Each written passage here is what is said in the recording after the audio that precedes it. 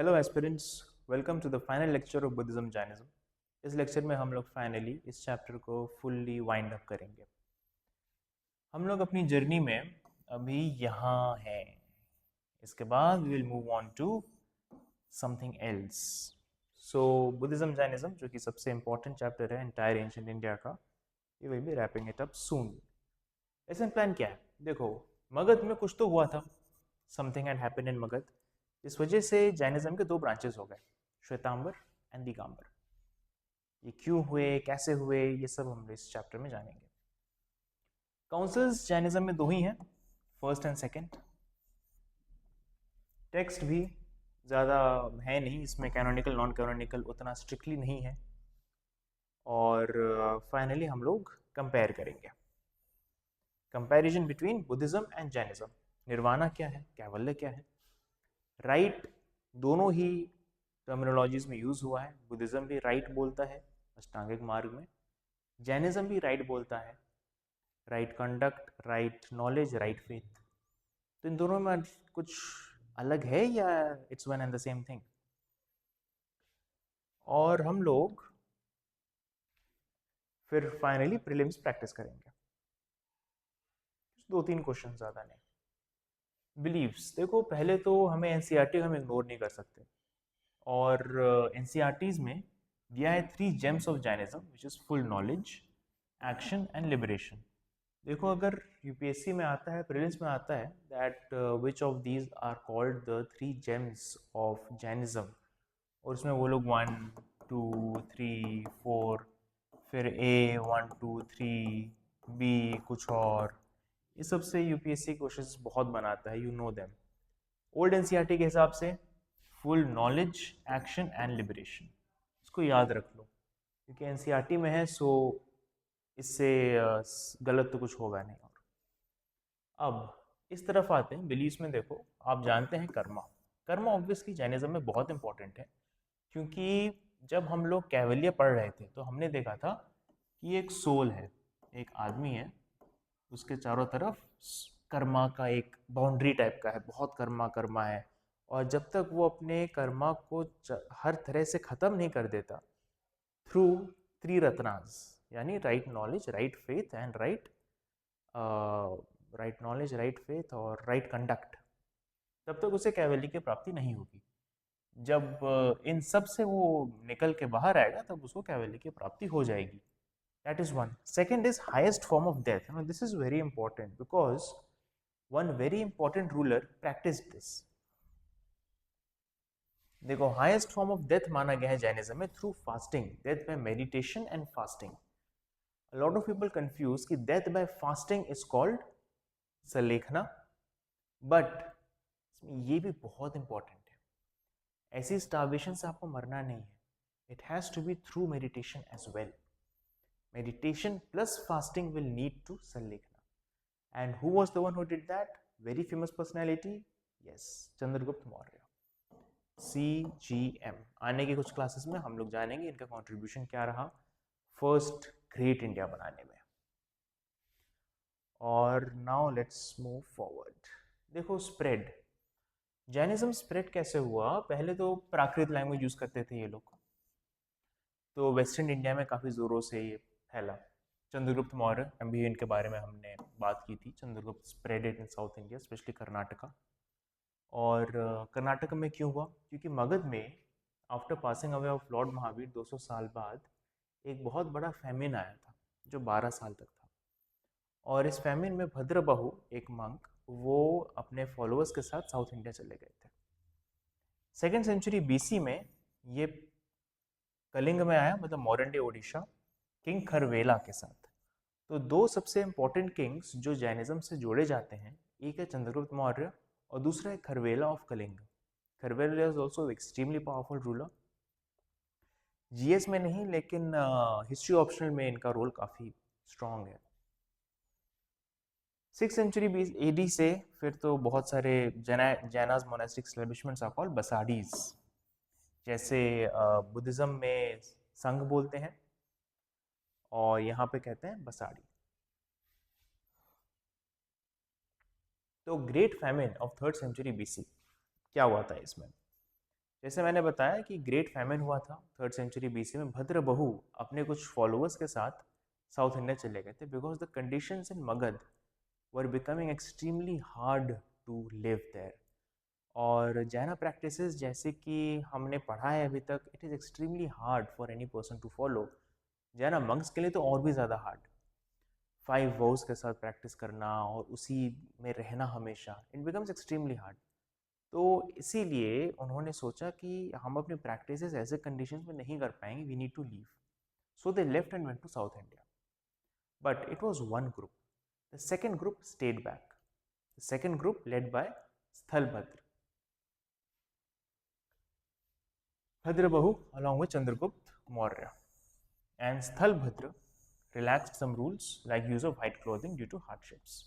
तो जो लोग थे मगध में उन लोगों ने ये कहा कि देखो ये लोग तो बहुत स्ट्रिक्टली फॉलो करके ये लोग चले गए क्योंकि इनको बहुत स्ट्रिक्टली फॉलो करना है, हम इतना स्ट्रिक्टली फॉलो नहीं कर पाएंगे, तो हमें कुछ रूल्स को रिलैक्स कर देना चाहिए जिससे फैमिन कंडीशंस में हम लोग जी पाए। So they relax some rules, one of them was wearing white clothing. इसका निमोनिक याद करने का, सफेद कपड़े पहनने वाले श्वेतांबर, सफेद कपड़ों में श्वेतांबर, लेड बाय स्थूलभद्र, सिर्फ ऐसे। तो दिगंबर श्वेतांबर में आपको इजीली याद रहेगा कि श्वेतांबर तो देखो सफेद कपड़े वाले, तो ये ज्यादा लिबरल है in their approach, liberal approach में है तो ये व्हाइट क्लैड में रहते हैं, इसीलिए women can attain moksha. In fact ये लोग मानते हैं कि 19th tirthankara was a women, Mallinath, she was a women, which Digambars don't, Digambars नहीं मानते इस बात को। Digambars believe that women can not attain moksha, इनको एज प्रीबॉर्न एजमेंट करना पड़ेगा, ठीक है, अपना थॉट है। But 19th tirthankara according to Shvetambar was Mallinath, extremely important fact for prelims. और टेक्स्ट देखो, प्राकृत अपभ्रंश में थे इनके दिगंबर्स के, और श्वेतांबर्स के अर्धमगधी प्राकृत, नहीं ये सेम लैंग्वेज है, एक ही लैंग्वेज है, ऐसा नहीं कि मैं यहाँ कॉमा लगाना भूल गया हूँ, नहीं, अर्धमगधी प्राकृत इज वन लैंग्वेज। श्वेतांबर्स यूजुअली इस लैंग्वेज में बात करते थे, इस लैंग्वेज में भी इनके टेक्स्ट हैं। Let's move on to councils. First council देखो, फर्स्ट काउंसिल नेचुरली 310 बीसी में होगा, क्यों? Because of the great famine of Magadh, Pataliputra में हुआ, स्थूलभद्र ने किया, और this resulted in compilation of 12 Angas और अगामास। तो वहाँ पे बैठे बैठे उन लोग को लगा मगध में कि हम क्या करें, हम इसको अंगास को हम लोग कंपाइल कर लेते हैं, प्रॉपर मेथड होगा। नाउ रिमेंबर कि अंगास का कंपाइलेशन हो रहा है मतलब थ्रू ओरल ट्रेडिशन, इसको लिखा नहीं जा रहा है अभी भी, लिखने का कॉन्सेप्ट बहुत बाद में आया था। तो Digambars believed that original agamas were lost. This is very important for future slides which we will come through. Remember, Digambars believed that original agamas were lost. और श्वेतांबर्स जिन चीज को अंगाज अगामास कह रहे हैं वो रियल के अंगाज अंगामास नहीं है। These are extremely holy books of Jainas, अंगाज अगामास, अंगाज या अगामास आप कुछ भी कह सकते हैं इनको। तो इन्हीं को बोला गया है Jain canonical texts, but these are referred to as canonical texts only by Shvetambars. Digambars इनको कैनोनिकल नहीं मानते हैं, और इसीलिए हम लोग कैनोनिकल नॉन कैनोनिकल एंगल से नहीं पढ़ सकते, क्योंकि डिवीजन बहुत है, मतलब अग्रीमेंट कॉमन पॉइंट नहीं है। सेकंड, अब आया बात 512 AD, अब लिखने का प्रचार काफी हो चुका था, 700 साल की बात, 800 साल की बात है। तो collect, edit and write down the scattered Jain scriptures. तो देखो, फर्स्ट में कंपाइल किया गया, एक तरफ से लाया गया, किनको? 12 अगामास को। अब लिखने की बारी, लिखेंगे क्या? अब तक देखो 45 अगामास हो गए, 45 अगामास रेडी है, all of them are canonical texts. So obviously जब आप कैनोनिकल टेक्स्ट श्वेतांबर जब लेकर आएंगे, बोलेंगे ये अगामास है, दिगंबर्स उनको नहीं मानेंगे। दिगंबर्स का मानना है कि the original texts were lost. It is my understanding, जो मैंने सोचा है, कि perhaps they think that in the great famine of Magadh those all were lost.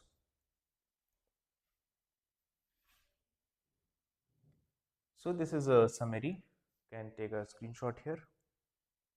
Digambas, remember, Digambas always rejected the authenticity of the first council and also never thought कि second council में जो हम लोग compile करें 45 agamas वो real agamas हैं, ये कभी नहीं मानेंगे. थॉट है, ठीक है, बस, और हमें कुछ नहीं जानना. अब हम बुक्स पर आते हैं. बुक्स में देखो 45 अगामास हम लोग मानेंगे श्वेतांबर जिन्होंने जो किया है. अब we as UPSC aspirants we do not have a say in whether they are canonical or whether they are non-canonical. Neither does the UPSC. So UPSC इसमें कैसे क्वेश्चंस पूछ सकता है? वो डायरेक्टली ये पूछेगा कि अंगाज अगामास 45 हैं, तो कौन कौन से क्या क्या टीचिंग्स हैं. बहुत ही अगर इन डेप्थ में जाके पूछेगा तो एक है, देखो 11 अंगाज 12 उपअंगाज. टीम का कैप्टन होता है, टीम का वाइस कैप्टन होता है. अंगाज उपअंगाज. 10 है प्रकरणिकास मतलब miscellaneous books. 6 monastic rules, 6 sutras. Mula sutras are elementary text for monks. और लास्ट में Chulika sutra appendix. Remember this word. जब भी आपको बुद्धिज्म जैनिज्म का कोई क्वेश्चन आया और सूत्रास लास्ट में मेंशन्ड है, then there is a big possibility that it belongs to Jainism. The reason being, आप बुद्धिज्म वाले लेक्चर में देख लो, वहाँ पर हमने जितनी भी बुक्स देखी थी उसमें हार्डली कोई किताब थी जहाँ पे एंड में सूत्रास थे. वहाँ पे क्या थे? विभंगा थे, वंगा थे, ये सब थे लास्ट में. यहाँ पे क्या है? यहाँ पे सूत्रास मेंशन्ड है. तो for getting a higher probability कि हाँ हमारा क्वेश्चन सही होगा, we can focus on these things. एक कैसे यूज होगा, यहाँ आपको प्रीलिम्स के क्वेश्चंस में बताऊंगा. तो दिगंबर्स का क्या हुआ? देखो श्वेतांबर तो ठीक है, 45 अगामास हैं, 11 और 12 हो गए आपके 23, 33, 6 4 10 और ये 12, 33 और 12 हो गए 45. चलो ठीक है, 45 अगामास, परफेक्ट, डन. दिगंबर्स, दिगंबर्स तो अपने ही उस चीज़ पे स्थित हैं कि देखो 12 अंगा थे, 45 कहीं से नहीं थे, और ये बहुत पहले खो गए थे, तो हमें नहीं पता अभी ओरिजिनली क्या है. Still they have a few text which they believe, that is by other acharya, जो बाकी लोगों ने लिखे हैं कुछ किताबें, जैसे Shakta Agama, Agama word remember, Kasaya Pahuda and works of Kundakunda, ये मेन है इनके. सो हेजियोग्राफीज, हेजियोग्राफीज में हमने यहाँ पे थोड़ा सा कंपैरिजन में एंटर कर दे रहा है क्योंकि हम लोग अभी कंपैरिजन में एंटर करने वाले हैं फुल ऑन. तो बुद्धिज्म में जब हम लोग पढ़ रहे थे हेजियोग्राफीज को, तो most of it was focused on the Lord Buddha, Gautam Buddha, Siddharth नाम का लड़का जो बाद में चलकर गौतम बुद्ध बना. यहाँ पर when they write hagiographies they write about all of their monks, start from number 1 to number 24, everybody. So, except the first one, Mahapuran, including the Adi Puran. अब महापुराण क्यों? देखो महापुराण ऋषभनाथ के बारे में बोलता है. ऋषभनाथ कौन है? The first Jaina monk, the founder of Jainism in this cosmic cycle. Now in eastern school of religion, जो हिंदुइज्म, जैनिज्म, बुद्धिज्म, ये लोग मानते हैं in circular time of scale, circular time basically. तो in this cosmic cycle the founder of Jainism was Rishabhanatha. तो Rishabhanatha, cosmology, early Jaina history, ये सब Mahapurana is dedicated to only Rishabhanatha. But the others, Kalpasutra, again see सूत्र, biographies of all Tirthankaras, especially Mahavir and Parashnath. Who was the 19th Tirthankara who is considered a woman? Mallinath. Parishta Parvan, ये भी हेजियोग्राफी है. Later lives of Jain teachers and monks, again Jain, not a single one, Jain teachers and monks. Last में Trishasti, this is lives of 63 great beings, all 24 Tirthankaras, 12 Chakravartins, 9 Baladevas, 9 Vasudevas, 9 Prati Vasudevas. You have to remember that this is also a compilation of 24 Tirthankaras. So, in all the hagiographies of Jainism, only the Mahapuran is the one who is dedicated to Rishabhnath. The rest teach about everybody, except Prashishti Parvan is talking about Jain teachers and monks. Mahavir के बारे में किन्होंने लिखा है? कल्पसूत्रा ने लिखा है और त्रिशस्ति ने लिखा है। अब कंपैरिजन में हम लोग फुल ऑन एंटर करते हैं। First we really deep dive deep into nirvana versus kaivalya. देखो, ये दोनों ऐसे कंसेप्ट हैं जिनका सिर्फ एक ही गोल है। वो गोल है freedom from the cycle of life and death, birth and death. That's it. One goal, just one goal for both of them. Now, what does nirvana say? Nirvana बोलता है कि सफरिंग तो होगी, लाइफ है, सफरिंग रहेगी, आपको इस सफरिंग से आजादी चाहिए। कैसे करोगे वो आजादी? थ्रू द पाथ ऑफ अष्टांगिक मार्ग। डिजायरलेस स्टेट में आपको आना है। So you should not Dzire anything. आप धीरे धीरे जैसे आप डिजायरलेस स्टेट में जाओगे, आपको ना ग्रीड रहेगा, ना ही आपको किसी तरह की क्रेविंग रहेगी, और डिजायर्स नहीं रहेंगे तो दुख भी नहीं होगा, सफरिंग भी नहीं होगी। इनफैक्ट काफ़ी कम हो जाएगी। फिजिकल सफरिंग तो मुझे भी लगता है होगी, बीमार तो आप पड़ोगे, but you will be in a much better peaceful state and you will achieve nirvana. Kaivalya, Jainism क्या बोलता है? जैनिज्म का भी यही मकसद है, freedom from birth and death. तो कैवल्य क्या कहता है कि जब आपके बॉडी के सारे karmas, not just of this जन्म, पिछले के पिछले के पिछले के जितने जन्म हैं, उन सब के जब आप कर्मा फाइनली गिव अप कर दोगे, you will attain kaivalya. Give up कैसे करोगे? Through triratna, right knowledge, right faith, right conduct. So अगर एक वर्ड में बोला जाए तो निर्वाणा है ending everything that causes suffering. Kaivalya है नोइंग एवरीथिंग, केवल ज्ञान। बेसिकली ये है कि you will know the ultimate truth. आपका सारा कर्मा खत्म हो गया है, सारा कार्मिक बॉन्डेज खत्म हो गया है, आपको सब कुछ रियलिटी में दिखने लगा है। That is you know everything, that is कैवल्य। तो this is based on knowledge and this is based on abolition of suffering. And now we come into their life comparison, क्योंकि देखो दोनों ही ना काफ़ी कंटेम्प्रेरीज है। वो जो टाइम पीरियड था बिटवीन 600 एंड 500 BC का जो टाइम पीरियड है, वो मैं मान रहा हूँ कि this has been an extremely beautiful 100 years, 95 years to be precise, क्योंकि इतने दो महान सोल्स जिनके बारे में हम लोग 2500 साल भी पढ़ रहे हैं। सोचो उनका ऑरा, उनका इम्पोर्टेंस सोसाइटी में क्या रहा होगा। And the people over there, they must have gained so much of spiritual knowledge, not just of spiritual but in everything. उन सबको कितना निर्वाणा, कितना कैवल्य, क्या क्या सबको प्राप्त हो गया होगा। सो इन दोनों को साथ में पढ़ना काफ़ी इम्पोर्टेंट है।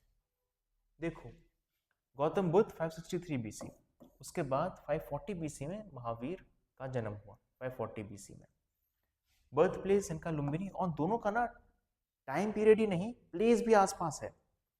कुंडाग्राम नियर वैशाली इनका। नेपाल और बिहार में उतना डिफरेंस नहीं है, बहुत ही, it's a bordering state of India and Bihar. Shakya clan, दोनों ही एक क्लैन से थे, कोई मोनेस्ट्री से नहीं था, और ये थे ज्ञानित्र या नया clan of Mahavir. Vajji confederacy, father इनके सुधोधन और इनके सिद्धार्थ। सिद्धार्थ किसका नाम था? गौतम बुद्ध का रियल नाम भी सिद्धार्थ था। Mother Maya Devi, died after 7 days, and यहाँ पे त्रिशला। वाइफ के नाम भी देखो बहुत सिमिलर है, यशोधरा, गौतम बुद्ध की वाइफ का नाम, और महावीर की वाइफ का नाम यशोधा। चिल्ड्रन इनका एक लड़का था राहुल, और महावीर की एक बेटी थी प्रियदर्शिनी। रिनंसिएशन इन्होंने 29 की एज में किया, इन्होंने 30 की एज में किया। अब देख लो कितने सिमिलर हैं दोनों। इन्होंने years of austerity, harsh penance किया, सब कुछ किया, और अडॉप्टेड मिडिल पाथ, लेकिन इनका काम हार्श पेनेंस से हो गया। एक्सट्रीम एसेटिज्म से ही gained it, what nothing to be कि ही वन और ही लॉस्ट। यहाँ पे विनिंग और लॉस करनी, ये स्पिरिचुअल चीज़ें हैं, ये हम लोग के कॉम्पिटिशन के बहुत ऊपर की चीज़ है। एनलाइटनमेंट 35 ईयर्स में इनको मिला एटेनमेंट, इनको 42, 12 साल, 30 + 12 = 42। फर्स्ट सरमन उन्होंने सारनाथ में दिया और उन्होंने तुरंत वहीं पर ही जिम्भिका ग्राम, रिमेंबर हमने पढ़ा था, जे से जिम्भिका ग्राम, जे से जैनिज्म, वहां दिया था। कोर टीचिंग्स तो आप जानते हैं। डेथ में महापरिनिब्बाना कहते हैं बुद्धिज्म में, और जैनिज्म में कहते हैं सिद्धा। सिद्धा का कॉन्सेप्ट क्या था? सिद्धा का कॉन्सेप्ट था कि आप कैवल्य की प्राप्ति तो आप कर लेंगे, लेकिन आपका last karmic bondage fully liberated soul तब भी नहीं रहोगे, वो डेथ के बाद ही आप बन पाओगे फुल्ली लिबरेटेड सोल। इसीलिए डेथ इज कंसिडर्ड एक्सट्रीमली एक लास्ट फ्रंटियर, उसके बाद आपको जन्म नहीं लेना, यू आर फ्री। अब राइट का क्या मतलब है? देखो दोनों ही कॉन्सेप्ट्स बोलते हैं राइट। जैनिज्म कहता है right conduct, right faith, right knowledge. Buddhism बोलता है अष्टांगिक मार्ग का राइट। डिफरेंस बहुत इंपॉर्टेंट है।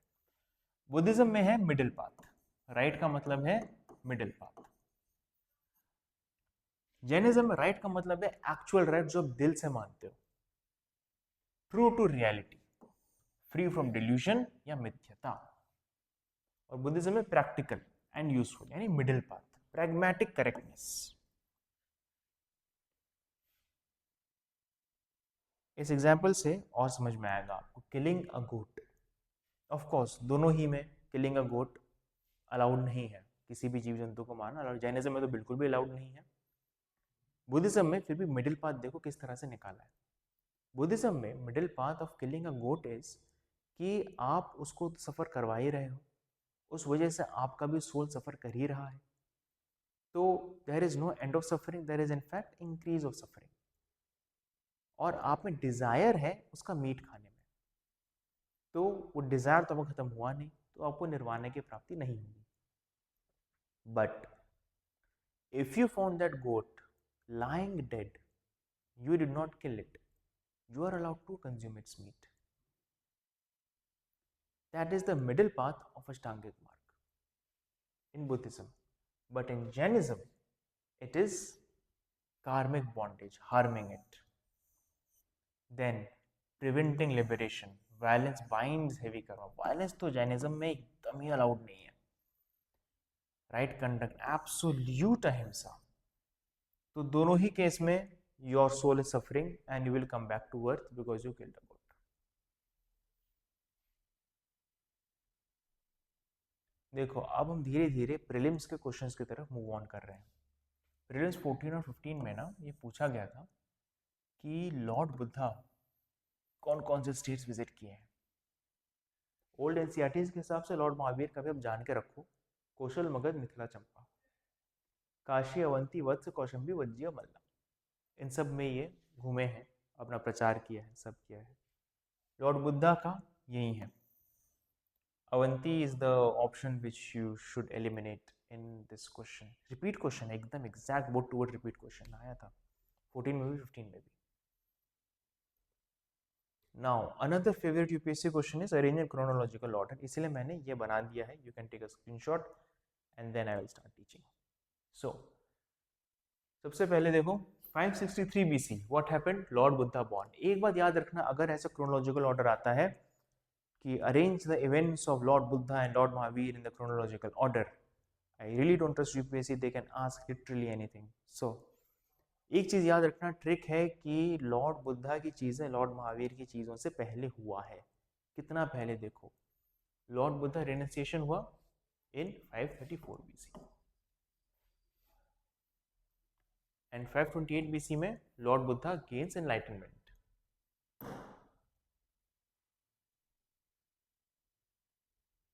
अब 510 BC में lord Mahavira renunciates. So lord Buddha gained nirvana at age 35, उसके बाद 18 साल बाद, this is 18 years, lord Mahavira renunciated age age of 30, 18 साल बाद। तो लॉर्ड बुद्धा की चीज़ें लॉर्ड महावीर की चीज़ों से पहले होती आई हैं, लेकिन दोनों काफ़ी कंटेम्प्रेरी हैं। अभी ये बिलीव करना कि लॉर्ड बुद्धा ने एनलाइटनमेंट गेन भी कर लिया था और 18 साल प्रैक्टिस भी कर लिया था प्रचार करना, उसके बाद लॉर्ड महावीर रेनन्सिएटेड 498 में, दैट इज 12 साल बाद, 42 की एज में हमने जो सीखा था, ही अटेन्ड केवल ज्ञान। 483 बीसी में lord Buddha leaves for heavenly abode, Mahaparinibbana, और 468 में सिद्धा, यानी 15 साल बाद। इन दोनों ही ग्रुप्स में ये एज काफी इंपॉर्टेंट है। देखो 29 की उम्र में क्या हुआ, लॉर्ड बुद्धा लेफ्ट, रिनंसिएशन। 30 की एज में लॉर्ड महावीर रेनन्सिएशन। 6 साल बाद इन्होंने 35 की एज में ही gained enlightenment.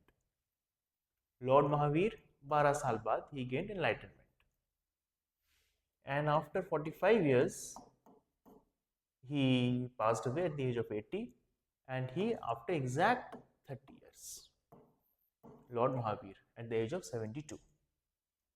So Lord Buddha was more in practice than Lord Mahavir. 45 years in practice and Lord Mahavir was 30 years in practice.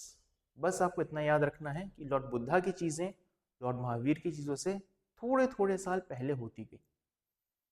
अभी इतने पहले की बात है ना कि इसमें भी थोड़ा डिफरेंस हो सकता है, नई नई चीज़ें निकलेंगी, नए नए डिस्कवरीज होंगी, तो ये सारी डेट्स जो होती हैं बीसीज में स्पेशली बहुत ही अप्रॉक्सीमेट में की जाती हैं, बिकॉज यू नेवर नो यार, 2000 साल पुरानी बात है, यहाँ 2500 साल पुरानी बात है। अब हम लोग कुछ प्रीलिम्स के क्वेश्चंस देखते हैं। पहला क्वेश्चन 2024 का, 2025 if Buddhism Jainism was your weak point then very lucky, 25 में कोई भी क्वेश्चन नहीं आया, बट 24 में क्वेश्चन आया था, Gautam Buddha generally known by which of the following. UPSC के क्वेश्चंस ना ये लॉजिकल होते हैं बहुत, मैं अभी बहुत रिसर्च कर रहा हूँ क्वेश्चंस पे, और that's what I am seeing. देखो नया पुत्ता, अभी हमने पढ़ा, नया किसके क्लैन का नाम था? नया था लॉर्ड महावीर के क्लैन का नाम, मतलब ज्ञानेत्र के साथ भी, तो नया पुत्ता, ये तो जैनिज्म हो गए। तो ये इनका एपिथेट्स शब्द भी कहाँ से लाते हैं पता नहीं, जीआरई का एग्जाम में हो रहा है। एपिथेट्स नया पुत्ता, Shakya Muni definitely, because he was Shakya. इनको तोड़ो, शाक्य और मुनि, तो शाक्यास का मुनि lord Buddha. Tathagata no idea, except I will tell you how luck works here. तो we know one is wrong, ये गलत हो गया, ये गलत हो गया, 2 डेफिनेटली सही है, तो नन ऑफ द अबव, ये भी गलत हो गया। आपका आंसर है ये B, 2 and 3। Luck factor, luck factor देखो ये है, अब अगर मैं ये क्वेश्चन देता और मुझे पता भी नहीं होता ना नया पुत्ता, ये मैं जानूँ तथागत क्या है, मुझे कैसे पता तथागत क्या है?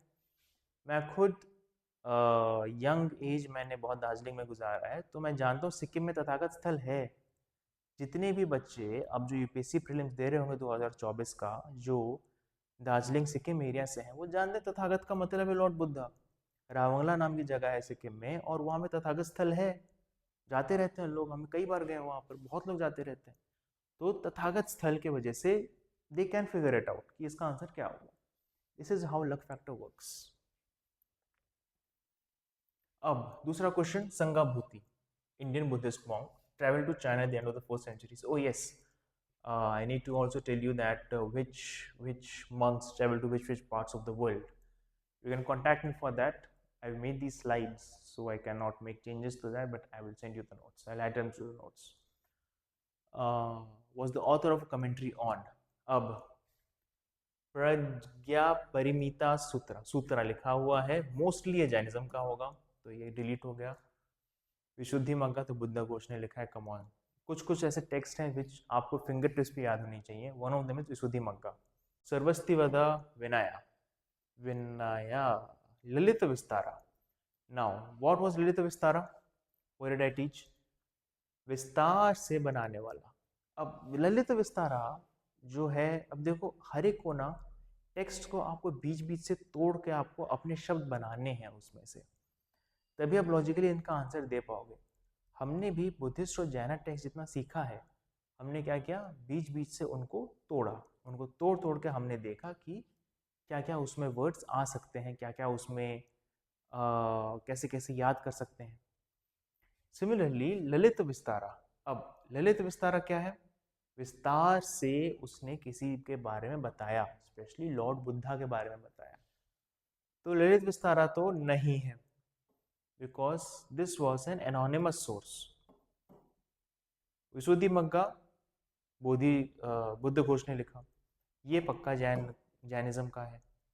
बचा क्या? सर्वस्तिवदा विनया, और ये लॉजिक भी बना रहा है because it seems to be a part of Vinaya Pitaka.